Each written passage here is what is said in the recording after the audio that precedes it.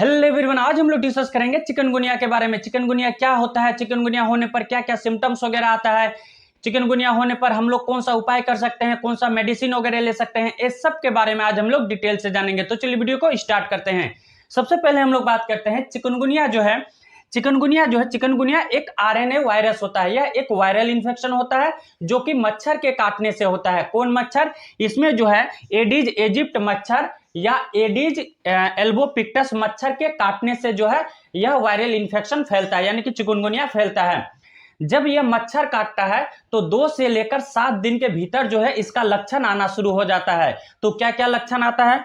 सबसे पहला लक्षण आता है बुखार आना, यानी कि काफी तेज मात्रा में जो है बुखार आने लगेगा। 103 डिग्री 104 डिग्री तक बुखार आने लगता है। इसके बाद त्वचा में जो है दाने जैसा हो जाता है, स्किन रेसेस जैसा होने लगता है। इसके बाद जोड़ों में दर्द जैसा होने लगता है, सूजन जैसा होने लगता है।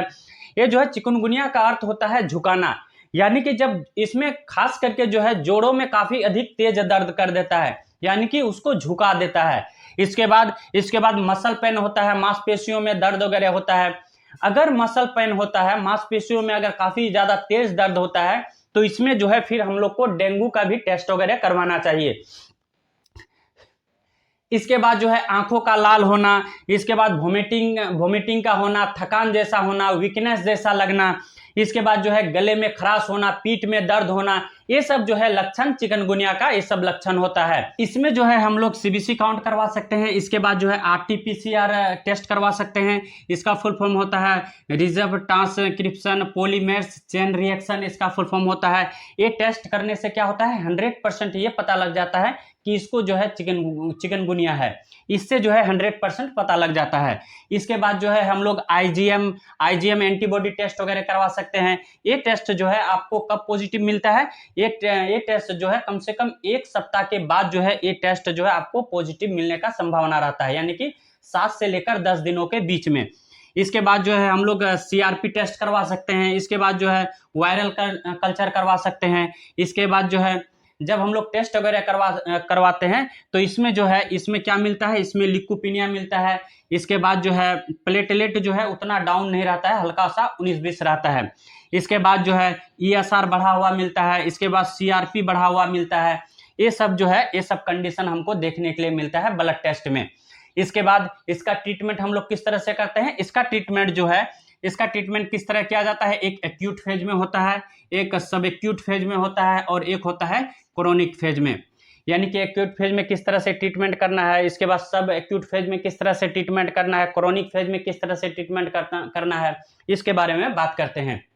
इसके बाद हम लोग बात कर लेते हैं चिकनगुनिया के ट्रीटमेंट के बारे में। इसका जो है हम लोग ट्रीटमेंट जो है एक्यूट फेज में अगर इसका ट्रीटमेंट करते हैं तो इसका जो है ट्रीटमेंट सिम्टम्स के आधार पे हम लोग इसका ट्रीटमेंट करते हैं, यानी कि क्या क्या सिम्टम्स आ रहा है उसके कंडीशन जो है हम लोग इसका ट्रीटमेंट करते हैं। यानी कि चिकनगुनिया को जो है वैसा कोई प्रॉपर मेडिसिन नहीं आया है कि चिकनगुनिया के खत्म कर दे, यानी कि इसके लिए प्रॉपर कोई मेडिसिन नहीं आया है। तो इसको मतलब ट्रीटमेंट करने के लिए हम लोग किस तरह से ट्रीटमेंट करते हैं? सिम्टम्स के आधार पे। सिम्टम्स क्या क्या आ रहा है? सबसे पहले उसको क्या आता है, बुखार काफी तेज मात्रा में आता है। जब बुखार आता है तो बुखार को हम लोग को मैनेज करना होगा। तो बुखार को कम करने के लिए हम लोग पैरासीटामोल टेबलेट दे सकते हैं। पैरासीटामोल जो है हम लोग एडल्ट डोज 650 mg हम लोग दे सकते हैं, या जो है 15 mg पर केजी बॉडी वेट के हिसाब से जो है हम लोग दे सकते हैं किसी को भी। ठीक है, मैक्सिमम डोज कितना देना है? दिन भर में मैक्सिमम डोज देना है 3000 mg तक हम लोग मैक्सिमम डोज दे सकते हैं। कितना घंटा के अंतराल में दे सकते हैं? 6 घंटा के अंतराल में जो है हम लोग दे सकते हैं। 6 घंटा के अंतराल पे हम लोग 650 mg हम लोग दे सकते हैं। ठीक है, इसके बाद जब बुखार आएगा तो बुखार कंट्रोल करने के लिए हम लोग पैरासीटामोल 650 mg हम लोग दे सकते हैं।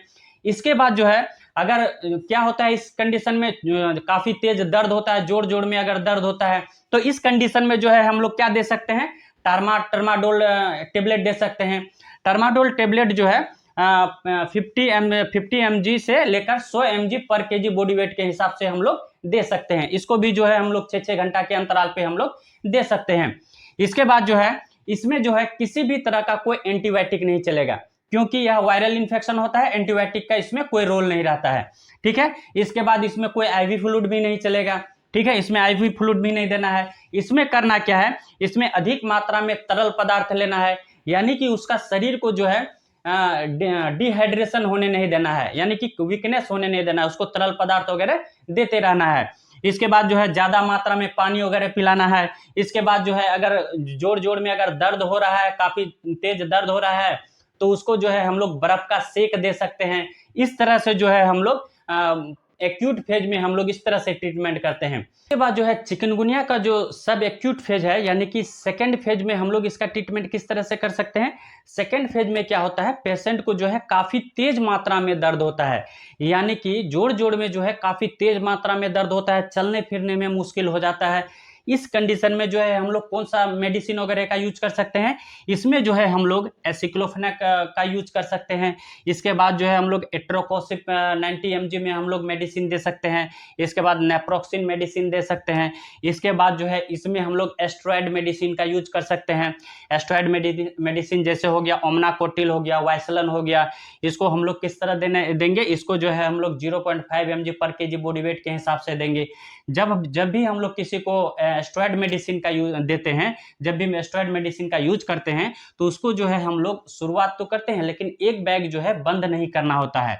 इसको किस तरह से बंद करना होता है, इसको जो है जैसे मान लीजिए कि हम लोग 30 mg जो है पर सप्ताह में दे रहे हैं, यानी कि एक वीक में जो है हम लोग 30 mg दे रहे हैं, तो इसको घटा के जो है हम लोग कितना करेंगे, इसको घटा के हम लोग 25 mg करेंगे। ठीक है, 25 mg सप्ताह में देंगे, फिर जो है हम लोग 20 mg करेंगे, 15 mg करेंगे, इस तरह से जो है डाउन कर करके हम लोग एस्ट्रॉयड मेडिसिन को बंद कर देंगे।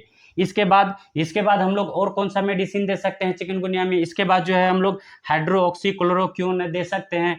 400 mg पर केजी बॉडी वेट के हिसाब से हम लोग इस मेडिसिन को यूज कर सकते हैं। ठीक है, इसके बाद क्रोनिक फेज का जो ट्रीटमेंट किस तरह से होता है, क्रोनिक फेज में क्या होता है, क्रोनिक फेज में जैसे शुगर पेशेंट हो गया, शुगर पेशेंट को अगर चिकनगुनिया हो गया, या जिसको ओबेसिटी हो गया, वेट ज़्यादा मात्रा में, या हार्ट से रिलेटेड है, या कोई अन्य गंभीर बीमारी है, तो इस कंडीशन में जो है ये सब समस्या अगर किसी को है, तो उसको जो है अथराइटिस स्पेशलिस्ट के पास जाके जो है उसको ट्रीटमेंट करवाना चाहिए। ये सब जो है गंभीर समस्या होता है, और जो जब क्रोनिक स्टेज में होता है तो यह जो है सालों साल तक दर्द हो सकता है, घुटना में जो है सालों साल तक दर्द बना रह सकता है। तो इसीलिए जो है हम लोग इस सिचुएशन में जो है हम लोग स्पेशलिस्ट के पास जाके जो है इसका ट्रीटमेंट करवाना चाहिए। इसके बाद जो है हम लोग चिकनगुनिया में और हम लोग क्या क्या हम लोग परहेज रख सकते हैं, क्या क्या क्या हम लोग खा पी सकते हैं। इसके बाद हम लोग बात करते हैं अगर किसी को चिकनगुनिया का इन्फेक्शन होता है तो इसमें क्या क्या डाइट लेना चाहिए, यानी कि आप क्या क्या इसमें ले सकते हैं। तो सबसे पहले अगर किसी को वायरल इन्फेक्शन होता है, चिकनगुनिया के इन्फेक्शन होता है, तो इस कंडीशन में जो है हम लोग को डाइट का मेंटेन करना होता है, यानी कि प्रॉपर तरीका से जो है शरीर को हाइड्रेट रखना है, यानी कि इसको जो है डिहाइड्रेशन होने के लिए नहीं देना है। तो इसमें हम लोग क्या क्या खा सकते हैं, इसमें जो है हम लोग क्योंकि वायरल इन्फेक्शन जो है चाहे 1 हफ्ता हो या 2 हफ्ता हो, यह अपने आप ठीक हो जाता है। तो इस दरमियान में जो है अपने शरीर को डिहाइड्रेशन होने के लिए नहीं देना है, यानी कि इसको रिहाइड्रेशन करना है। ठीक है, तो इसमें हम लोग क्या क्या ले सकते हैं, इसमें हम लोग विटामिन सी ले सकते हैं। विटामिन सी जिस फल में मिल रहा हो उस चीज़ को हम लोग ले सकते हैं, विटामिन सी प्लस जिंक ले सकते हैं। इसके बाद जो है एप्पल वगैरह हम लोग ले सकते हैं। इसके बाद गिलोय का कैप्सूल वगैरह ले सकते हैं, दिन भर में हम लोग 1 ग्राम तक ले सकते हैं गिलोय का कैप्सूल। इसके बाद जो है पपीता का पत्ता, अगर किसी को वायरल इन्फेक्शन हो गया, अगर डेंगू प्लेटलेट का मात्रा अगर कम हो रहा है, तो इस कंडीशन में जो है हम लोग क्या करेंगे, एक 5 से 6 पत्ता जो है पपीता का जो 5 से 6 पत्ता को इसको अच्छी तरह से साफ करके उसको पीस लेना है। इसके बाद उसका रस को जो है एकदम निचोड़ के उसको 2-2 चम्मच करके 2-3 घंटा के अंतराल पे इसको हम लोग पी सकते हैं। इससे क्या होता है, प्लेटलेट काउंट जो है इंक्रीज होता है, यानी कि बढ़ता है।